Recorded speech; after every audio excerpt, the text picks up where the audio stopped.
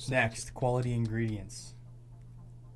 So, of course, in mead making, you're dealing with sugars, and there's cheaper sugars, there's more expensive sugars, there's a variety of different sugars.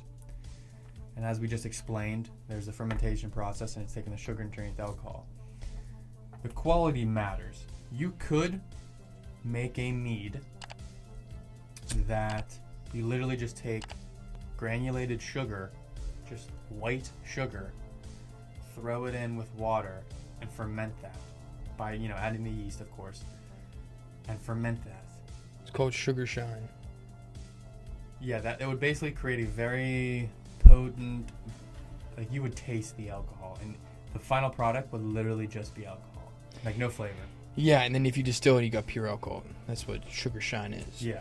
Now, then, if you wanted to make the cheapest mead possible, and this wouldn't really even be considered a mead according to some people because it has to be fermented honey. But you could, of course, if it's just you by yourself, ferment literally granulated sugar, kill the yeast and everything, and then just back sweeten with a lot of honey to just hide that horrible taste.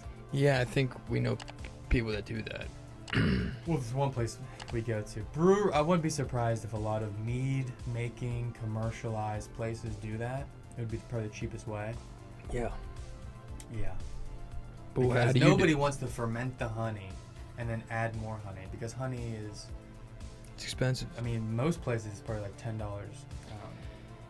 Yeah. You need at least 3 to 4 pounds of honey per gallon.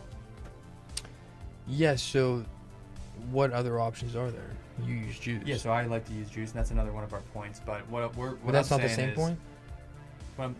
No, juices and teas is a different point. But I guess we can kind of talk about that in this.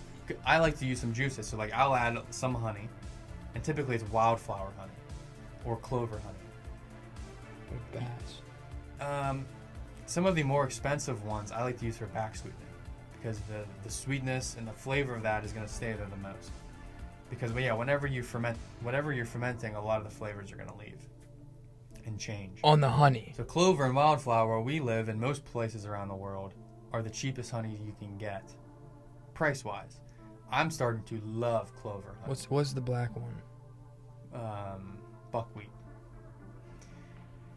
Yeah, you gotta have a select, taste for buckwheat.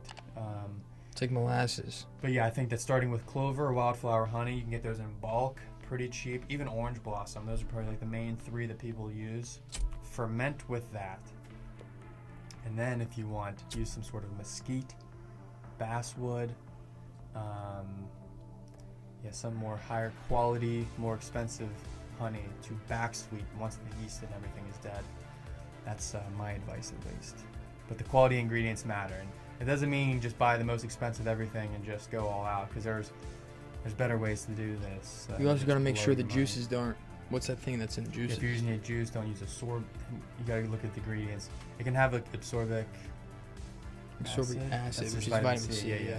It can have that, but it can't have really anything chemical looking other than that. Yeah, because the yeast is... it doesn't let yeast kick in, so if it's in it, it won't ever start back up. Yeah, and I did that, of course, before. And I've talked about that in the previous episode, where I had to drink 3 gallons of...